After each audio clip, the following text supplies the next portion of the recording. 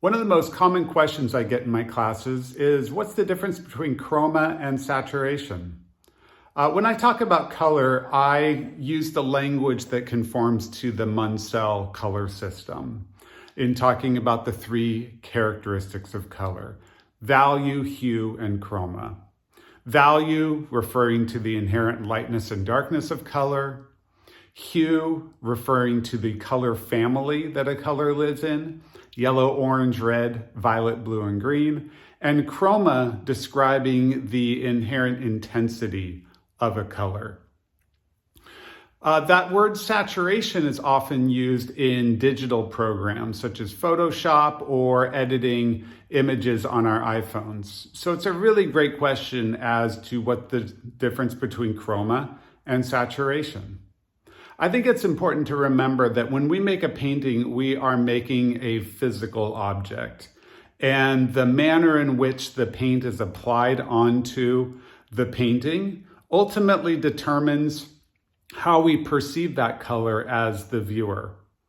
And that speaks more to this quality of saturation that I really think of as being independent from chroma, and saturation referring to more about the strength of the color, really based on the application of the paint itself.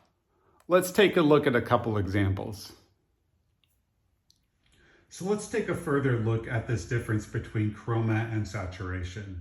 On my palette here, I've got two different oranges: a cadmium orange straight from the tube and a mixed orange. The cadmium orange has a very high chroma to it.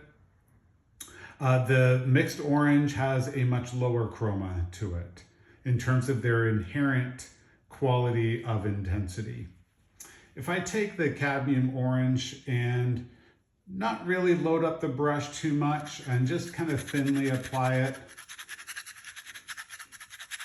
onto this toned surface, it's a high chroma color that has not been applied in a very saturated manner, meaning that the application in its real thin quality does not really add to the strength of that color.